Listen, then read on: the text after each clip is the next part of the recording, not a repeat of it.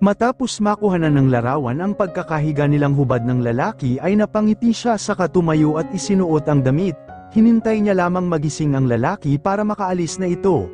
Hindi na rin niya nagawang matulog pa kaya matama niya na lamang hinintay ito. Mag-aalas 11 na nang maalimpungatan ito. Sapaw nito ang ulo, ngumiti siya ng matamis saka tinanong ito. Nag-enjoy ka ba? Ang mapang-akit na tanong rito. Ha? Anito sapaw ang ulo? Tumawa siya. Nagising ka lang, nagka-amnesia ka na yata. By the way, thanks for the food at sa alam mo na, I enjoy it, mapang-akit pa ring turan. Hinayla siya ng lalaki at napaupo siya malapit rito saka siya sinimulang halikan. Ops, nakakarami ka na. Siguro kailangan mo nang umuwi. Tutol sanayin ito, bahagya siyang nabahala. Baka kapag nag-insist ito ay hindi niya magawang manlaban o mapigilan ito lalo na at hindi na niya ito kontrolado. Please just one more, hindi ko alam ang ginawa ko kagabi, samamo ni Raymond. Tomorrow Raymond, not now, masakit pa ang katawan ko. Arteng tura ng babae, please, huwag kang mag-alala bukas, kahit ilang rounds pa. Aniya sabay kindat, go home at yung phone mo kanina pa tumatawag ang fiancé mo. Pagdadahilan upang maalerto ang lalaki, napangiti muli siya. At least napawi ang pangamba na baka sa pagkakataong yun ay hindi niya ito maiwasan. Ayaw niya namang pati ang sarili ay may sakripisyo niya para lamang sa paghihigante niya. Dignidad niya na lamang ang hawak niya kaya hindi niya yun bibitawan, kahit pagwapo rin naman ang lalaking nasa harap. Okay, see you tomorrow, tinig ni Raymond na nakabihis na pala sabay halik sa kanya bago umalis. Sure, be prepared, baka naman sa pagod mo ay isang round pa lang tulog ka na kagaya kanina. Pahabol pa para mas lalong mahumaling ito. Wala na ang lalaki sa harap pero nakatingin pa rin siya sa pintuhang nilabasan nito. Saka unti-unting sumilay ang mapait na ngiti sa lobby, kasunod ng isang bantang hininga. Kinuha ang kamera at mabilis na tiningnan ang lahat ng nakuhang video, nagawa niyang kunan lahat ng anggulo, nang masave lahat niya ang mga magagandang anggulo na pwede niyang i-print, siguro ito na ang pagkakataong hinihintay niya. Ang napipintong sagupaan nila ni Chloe. Magkaibigan sina Chloe at ang anak ko, nagkakilala sila ng pinasyang sa Ilocos mag-aral ito. Gusto sana namin ay sa Manila siya dahil naroroon ang ilang negosyo namin, at may ilang papahan kami roon, ngunit mapilit ang anak namin. Dahil nag-iisa siya ay sinunod namin ang gusto niya dahil doon siya masaya. Hanggang sa makilala niya si Chloe, they became best of friends. Most of the time bumababa sila rito at dito sa bahay nagstay. Tinuring namin siyang parang anak na rin dahil tila kapatid na ang turing ni Divina sa kanya. Sabik sa kapatid kaya masyadong naging malapit ang anak ko sa kanya. Okay sila hanggang sa mag-third year na sila. Divina was smart and active sa mga school organization. She was very focused on her study then Chloe introduced Sherwan to her. Napasinghap pa ito habang kinukwento ang dahilan ng pagnanais nitong ipaghigante ang anak. Humalukip-kip at tumingin sa malayo. Divina fell in love for the first time at ibig sabihin noon. Masyadong minahal ng anak ko ito to the extent na naglilihim na ito sa amin. Tumagal sila hanggang 4th year sila, they both graduating and 2 months before they graduate. They decided to get married a month after. They came to us and asked for permission. Well, magulang kami at doon masaya ang aming anak, so, we give our permission but a 2 week before the graduation, I noticed something bothering my daughter. I waited for her to open up to me but the next day I found her body hanged on her room. Tuluyang bumuhos ang luha nito habang kunukwento sa kanya ang naging buhay ng anak nito. Maging siya ay hindi niya maiwasang maiyak sa kwento nito patungkol sa pagkitil ng buhay ng kaysa-isa nitong anak. We just found out na isa sa dahilan kung bakit ito nagpakamatay ay ang frustration nito sa hindi pagkamit sa mataas na karangalan, dahil tuluyang napasa kamay yun ni Chloe na una pa lamang ay yun pala ang hangarin. Mas lalong tumindi ang aming teorya nang mabasa namin sa diary ng aming anak na sinulat niya bago ito nagbigti, ay nalaman nito na talagang pina ni Chloe si Sherwan upang ma-distract at paibigin para sa huli ay iiwan din ito. Sa huling sinabi ng Mama Narcisa niya ay nakita niya ang pagbangis ng maamo nitong mukha sanhi ng labis na pagkamuhi. Ang tulad ng ganyang tao ay marapat lamang na paghigantihan, na wala ang dalawang buhay dahil sa kanya. Dalawang buhay, tanong niya. Sino? Matapos ng 1 taon mula nang mamatay ang anak ko, naging sina Chloe at Sherwin dahilan para masabi naming tama ang hinala namin. Noong araw na nakita ka namin, dumalaw kami sa burol ni Sherwin.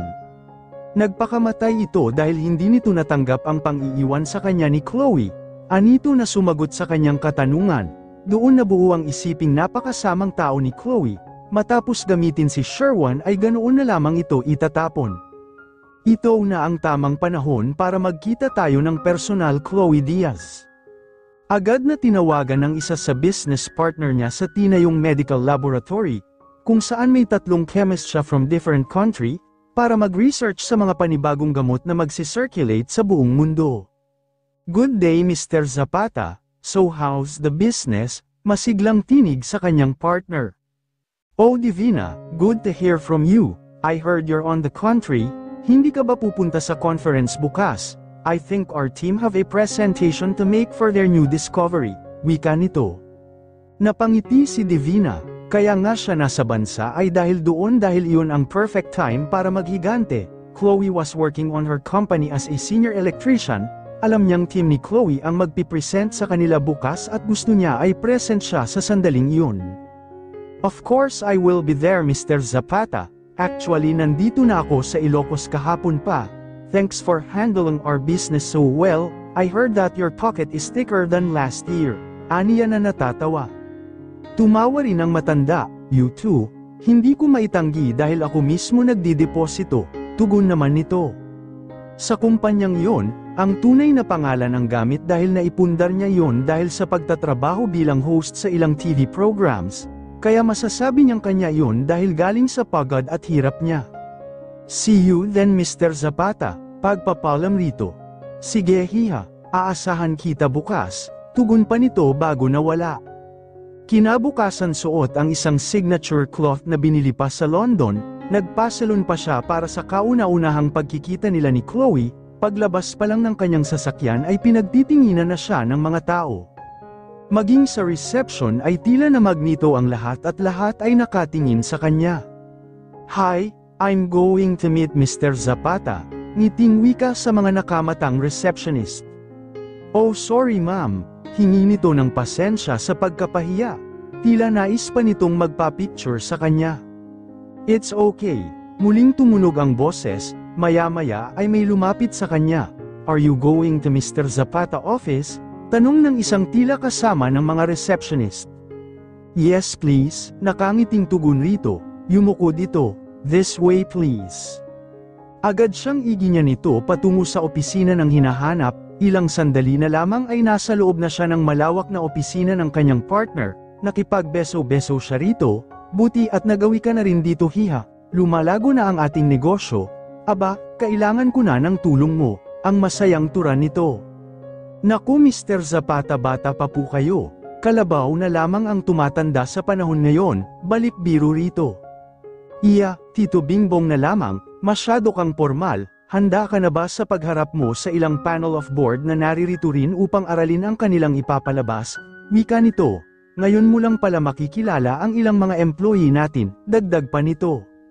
Mula nang magsimula sila ay doon sila masyadong nagtuon ng pansin dahil na rin sa doon binawian ng buhay ang asawa ng kanyang partner. 55 na ma-diagnose na may cancer ang asawa nito. Napakabilis ang mga nangyari at sa loob ng 4 na taong pakikipaglaban nito ay tuluyang nakalimutan ang buong pamilya nila at maging ang sarili nito. Ang masaklap sa edad na 55 ay tuluyan itong lumisan. They even seek medication sa China na sinasabing may medical laboratory doon na may alam sa sakit na ito ngunit wala rin nangyari. Katok sa pinto ang gumambala sa kanila at sinungaw noon ang mukha ng sekretarya ni Mr. Zapata. Sir, naroroon na po lahat sila sa conference, may ilang loyal media rin po sir. Ma'am, all set na po, lahat ng local doctors na inimbitahan po natin ay naroroon na rin, paliwanag nito. Let's go hiha. Mabilis na yakag nito sa kanya saka sumunod rito, agad din namang sumunod ang sekretarya nito.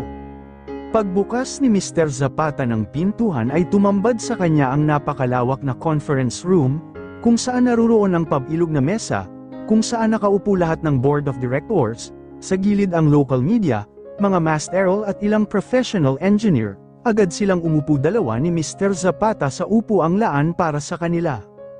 Papasukin mo na ang team, bulong ni Mr. Zapata sa sekretarya saka lumapit sa isang maliit na pintuhan malapit sa isang malaking monitor. Saglit lamang ay naglabasan mula roon ang 10 katao kabilang si Chloe. Napaunat ng upo si Divina nang tuluyang nasa harapan nila ang 10 katao at nang magtama ang mata nila ni Divina, nanlaki ang mata nito. Before the presentation will be presented by our very own electrician and researcher, I just wanna acknowledge the presence of the board, mostly to our CEO Mr. Zapata with his partner Miss Divina Sulamente, umalingaw-ngaw na wika ng kanilang officiator o MC sa conference na yun. Mas lalong nanlaki ang mata ni Chloe dahilan upang hindi nito namalayan ang paglapit niya sa harap, formal kasi siyang ipapakilala bilang isa sa owner ng kumpanyang yun. Pagkalapit sa harap ay saktong sa harap siya ni Chloe tumayo. Magandang araw sa lahat, alam kong karamihan sa inyo ay kilala na ako, I'm Divina Sulamente, as they said ay magpartner kami ni Tito Bingbong. Anyways, thanks everyone for coming sa demo conference na ito. Sa lahat ng mga engineers at practitioners, salamat sa pagbibigay ng iyong oras at pagsisikap na makapunta dito. To our team, good luck and do hope your discovery will save us from losing our memory. I think, well proceed, have a great day. Nakangiting wika saka bumalik sa kinauupuan. Habang nagpre-present ang team ng kumpanya nila ay hindi niya maiwasang pag-aralan ang galaw ni Chloe. Napansin na uneasy ito marahil ay sa presensya niya. Halos wala ring pumapasok sa isipan niya dahil mas inuukupan ng isipan ang susunod na mga mangyayari. Tuluyang natapos ang 4 na oras na presentation at debate. Nagsisimula ng magsialisan ang mga tao. Oh hiha, aalis ka ba o gusto mong silipin muna ang buong production natin? Yakap ni Mr. Zapata. Dito muna ako tito, may kakausapin lang ako. Pagdadahilan niya kaya iniwan na siya nito. Ganap na nawala ang tao at ang naiwan na lamang ay ang 10 taong nag-present. Kasama si Chloe, palabas na ang mga ito nang tawagin niya ito. Miss Diaz, pwede ka bang manatili saglit? Nakitang nag-alangan nito. I know you heard it right, medyo matigas ng boses. Nagpaiwan na ito sa mga kasama at silang dalawa na lamang sa loob ng conference room. Lumapit siya rito. Nakita niyang napuno ng takot ang mukha nito. Divina, osel nito. Kasabay ng pagdapo ng nakakabinging sampal sa mukha nito. Nabigla siya sa nagawa marahil ay dahil lamang sa bugso ng damdamin. Siguro naman ay alam mong hindi ako multo. Buhay ako Chloe, buhay na buhay. Hindi ko sasayangin ang buhay ko sa isang kaibigang traidor, saad niya. Nakitang nagtaas ito ng mukha na may pagkalito, ngumiti siya dahil tila naghuhugas pa ito ng kamay hanggang sa tuluyan siyang nabuwal. Alam mo naman siguro ang kasabihang ang buhay ay parang gulong, di ba? Minsan nasa ilalim ka, minsan ay nasa ibaba. Sisiguraduhin ko sa pagkakataong ito at hindi ka lamang sa ilalim kung gagawin kong flat ang gulong ng buhay mo, ang nanginginig na wika. Chloe, patawad, hagulgol na amo nito, mas lalo siyang tumawa. Patawad, walang kapatawaran ang ginawa mo, ang malakas na wika. Hindi ko ginusto, oo hindi mo ginusto, dahil sinadya mo. Hindi, iyak na wika sabay ng iling nito. Sayang, tinuring kitang kapatid pero inahas mo ako, isa kang traidor, sikmat niya saka iniwan na ito at baka kung ano pa ang magawa niya na pagsisisihan nilang pareho. Nang makalabas si Divina ay halos manginig siya sa nagawa, tila ba sinaniban siya ng masamang espiritu. Diyos ko patawad, impit na dasal nito, nang makitang may tao ay agad siyang naglakad at tuluyang nilisan ang lugar. Ngayon ay kahit papaano ay nakaganti na siya.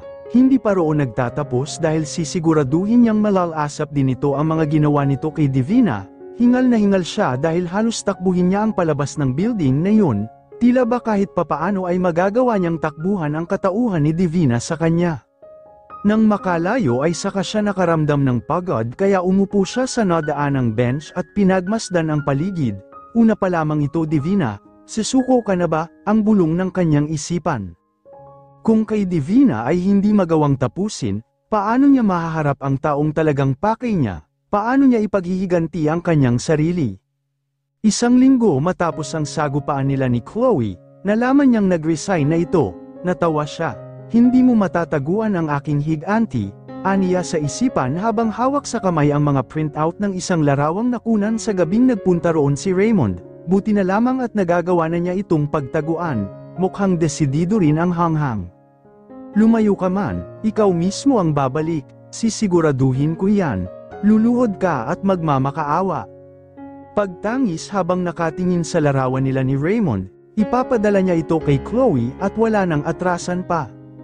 Tunog ng cellphone niya ang umagaw sa kanyang pansin, agad yung kinuha at nabasa ang mensahe galing sa isang kakilala.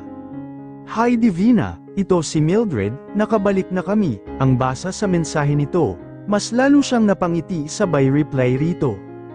Iyan ay nakakatuwang malaman Mildred, sana ay naging masaya ka sa iyong honeymoon. Tugon rito, now it's my turn, sabay kabig sa kanyang isipan, kailangan niya ring paghandaan ang muli niyang pagpasok sa buhay ni Giovanni. Muling tumunog ang cellphone niya at kay Mildred yun nanggaling. Nalaman ko na nasa probinsya ka, iniimbitahan ka para sa hapunan, Sabado ng gabi. Yes sure, salamat, ang tipid na tugon sa mensahe nito. She's so pleased na si Mildred na rin ang nagbukas ng pintuhan para sa kanya upang tuluyang muling makapasok sa mundo nila ng lalaking unang napasa kanya. Anak, dito na muna tayo kina Tita Rosario mo. Dito kasi ay makikisaka na muna ang tatay mo at ako naman ay tutulong sa Tita Rosario mo sa pagtitinda ng gulay sa palengke, wika ng ina sa bagong lugar na kinaroroonan nila. Galing sila ng Cagayan kung saan pagsasaka rin ang kinabubuhay nila ngunit namatay ang asawa ng Tita Rosario niya. Walang anak ang mga ito kaya mag-isa na lamang ito at sa panahong nagluluksa ito ay ang nanay niya lamang ang makakaramay nito. Tutal ay nahihirapan na rin ang magulang sa pahirapang pagkuha ng lupang sasakahin sa mga mayayamang nagpapaupa ng sakahan. Sa paglipat nilang yun ay nag-cruise ang landas nila ng isang Giovanni Luistro. Ang isa sa apo ng gobernador ng probinsya at nagmamay-ari ng malawak na lupain at ilang farm sa nasabing lugar. Naging matalik silang magkaibigan ni Lassie, si Lassie ang kanyang best friend na anak ng mayordoma sa bahay ng mga Luistro. Isang malaking piging ang ginanap sa bahay ng mga ito ng mahalalang ama ni Giovanni bilang alkalde ng bayan nila. Doon ay umextra sila ni Lassie bilang serbidora dahilan upang tuluyang makilala ang lalaking unang itinitibok ng kanyang puso. Hoy babae, sinong sinisilip-silip mo riyan? Ang sita ni Lassie sa kanya saka nakisilip sa kanya at nang makita ang tinitignan niya ay ngumiti ito sa siya kinantsawan, girl, pangarap lang iyang si Senyorito Giovanni. Sinasabi ko sa'yo hindi ikaw ang tipo niyang babae, ang turan pa nito. Lumaylay ang balikat sa narinig. Sa bagay, langit at lupa sila. Hindi kailanman hahalik ang langit sa lupa, isang malalim na buntong hininga ang pinakawalan. Wow ha, ang lalim day, naku, heto ang tray, kailangan na nating agala ang beauty natin, basta, best huwag si Senyorito, masasaktan ka lamang. Babala pa nito sa kanan nila tinungo ang kumpulan ng ilang bisita upang bigyan ng maiinom ang mga ito. Nang magawi siya sa mesa ng kinaroroonan ng lalaking kanina ay sinisilip, ay napatihip ang dibdib sa bilis ng kabog noon. Can I have some wine please? Dinig ng baritonong tinig. Sure sir, aniya sabay baling ng mukha sa kung sino ang nahingi, nang makita ang gwapong mukha ni Giovanni. Halos matulala siya dahil sa napakagwapo nito. Miss, are you okay? Antag nito. Nagising lang siya sa pagkatulala ng sikuhin siya nila sina noon ay nasa tabi pala. Gaga, girl, nakakita ka lang ng gwapo halos may statwa ka na, wine daw, gigil nito sa kanya. Ah, sorry sir, here's your wine, nakangiting saad sabay abot ng wine sa lalaki. Thanks, by the way, Giovanni na lang, anito sabay lahad ng kamay nito. Napangiti na lamang siya dahil hindi maabot ang kamay nito dahil sa hawak na tray. Sorry, it's okay? Hindi ko napansin may hawak ka nga pala, what's your name anyway? Olivia sir, Olive for short, tugon nang dumating ang isang mag-anak kasama ang isang sopistikadang babae. Hi Giovanni, agad na lapit ng babae sabay halik sa pisngi ng lalaki. Hi Mildred, good thing nakapunta kayo. Matabang na wika ni Giovanni sa babaeng bagong dating. Alam mo namang good friends ang family natin. Dad did a big part for Tito's candidacy kaya malamang talaga ay hindi papalampasin ito ni Daddy, tugon ni Mildred sabay kapit sa bisig ni Giovanni. Dahil naalibadbara na sa nakikita ay umalis na siya, at nang matapos na silang nag-round ay bumalik sila sa kusina, at doon ay nakatanaw sa mga nagkakasiyahang tao. Sus, mahirap main love sa gwapo na, mayaman pa sis. Iyang si Mildred nga halos ligawan na iyang si Giovanni pero ayaw pa rin ni Sir Giovanni, pasaring nila si. Hindi naman sila ang tinitingnan ko aniya sabay iwas sa kaibigan. Hindi daw, hindi nga, kulit niya ngunit mas makulit ang kaibigan kaya napaamin din siya. Sino ba namang babae ang hindi iibig sa isang Giovanni Luistro? Isang mapait na ngiti ang bumalatay sa kanyang mukha dahil sa mapait na nakaraang naalala. Ibang-iba na siya, hindi na siya ang Olive na minahal noon ni Giovanni, taglay niya ang mukha ng isang babaeng hindi naman niya kilala. Butil ng luha ang pumatak sa mata habang nakatingin sa salaming nasa gilid, nanginginig ang mga kamay na hinaplos ang mukha, tuluyan na siyang binago ng pait ng nakaraan. Olive, may bisita ka, malakas na tawag ng kanyang ina na nasa labas ng kanilang munting kubo. Agad siyang nagtungo sa labas at nabigla siya nang makita ang gwapong mukha ni Giovanni. Sir Giovanni, anong ginagawa mo rito? Gulat na tanong rito. Ngumiti ito sa kanilabas ang bulaklak na nasa likuran nito, napakunot noo siya sa ibig nitong ipakahulugan. Bulaklak, maang na tanong. Oo, bulaklak nga yan, nakatawang wika nito. Ibig kong sabihin, bakit niyo po ako binibigyan ng bulaklak? Lakas loob na tanong kahit sa totoo lang ay kinakabahan na siya at kinikilig. Hindi naman siya ulags upang hindi malaman ang ibig sabihin kapag binigyan ng lalaki ang babae ng bulaklak. Okay, tutal ay nagtatanong ka na, tatapatin na rin kita. Pwede ba akong manligaw? Diretsahang wika nito. Manligaw? Maang na wika. Tuluyang natawa si Giovanni sa kainosentehan ng babaeng nasa harapan. Oo, manliligaw. Gusto kita at sana ay magustuhan mo rin ako Olive, dagdag pa nito. Lihim mang kinikilig si Olive ngunit tila isang babala ang mga sinabi ang kaibigang si Lassie. Sir, hindi ako nararapat sa'yo, tugon rito. Paano mo nasasabi yan? Doon ay maang natanong ni Giovanni. Oo, mayaman sila pero hindi naman siya nang mamata ng tao. Gusto niya si Olive. Mula ng gabing makita ito sa piging sa kanilang bahay ay hindi niya nagawang iwala ito sa isipan, kakaiba ito sa mga babaeng nagugustuhan niya.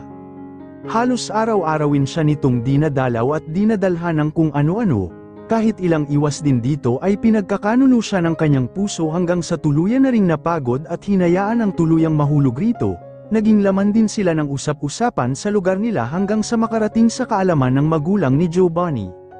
Mahigpit ang naging pagtutol ng mga ito lalong-lalo na ang mama ni Giovanni, ngunit doon niya rin napatunayan ang kasaysayan ng pag-ibig ni Giovanni sa kanya. Dahil handa siya nitong ipagtanggol kahit pakapalit noon ay ang kalabanin nito ang pamilya, tila ang teleseryeng sabay nilang pinapanood ni Giovanni ay siyang naging takbo ng buhay pag-ibig nila, siya, si Tessie, si Giovanni, si Edmund at si Mildred at si Sheena. Si Mildred ang gusto ng mama ni Olive na mapang-asawa nito dahil ito raw ang kauri nila. Akala niya ay sa teleserye lamang nangyayari ang ganoong pag-ibig. Natatakot ako Giovanni, paano kung, Olive, huwag kang matakot, mahal kita at anuman ang mangyari, panghawakan mo ang pag-ibig ko. Tugon ni Giovanni sabay halik nito sa kanyang noo. Natatakot ako Giovanni, hindi lang pamilya mo ang humahadlang sa atin. Maging ang mga tao, kesyo hindi tayo bagay at pera lamang daw ang habol ko sa'yo, ang naiiyak niyang wika. Sash, sabi ko huwag mo silang intindihin dahil tayo ang nandito sa relasyong ito, mahal na mahal kita, ipangako mo, kahit anong mangyari, isipin mong mahal na mahal kita, sabay halik sa kanyang lobby. Mahal na mahal kita Giovanni, bulong niya habang hawak ang suot na wedding ring, babawiin ko ang dapat ay akin. Pinahid ang mga luha saka naghanda, inayos sa envelope ang mga larawan at saka inimpake ang kanyang gamit, bababa na siya upang mapaghandaan ang dinner invitation ni Mildred, bago siya uuwi ay ipapadala na muna niya ang mga iyon kay Chloe.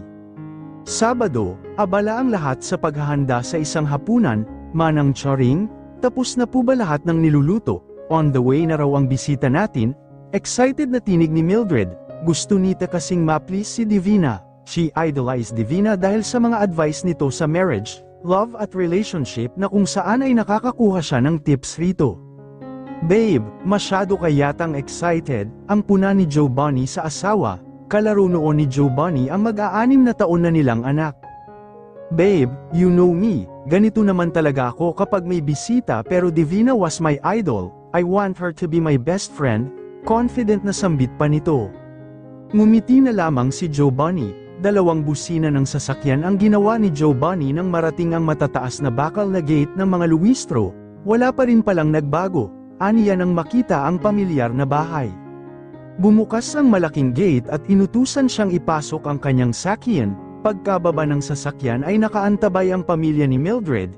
Nakita si Giovanni habang hawak ang anak nila. Isang matamis na ngiti ang binigay at nakipagbeso-beso kay Mildred saka nakipagkamay kay Giovanni. Humugat siya ng malalim na hininga bago tuluyang inihakbang ang paa papasok sa bahay ng mga Luistro. Nakita mula sa naglalakihang portrait ang mga masasayang mukha ilang taong matagal na hindi nakita. Nang marinig ang tinig ng anak ni Mildred ay tila naririnig ang tinig ng sana ay anak nila ni Giovanni. Sumibaw lang galit sa dibdib pero pinilit kinalma ang sarili. Palihim na tinitignan ni Giovanni si Divina. Hindi niya alam kung bakit kakaiba ang nararamdaman rito.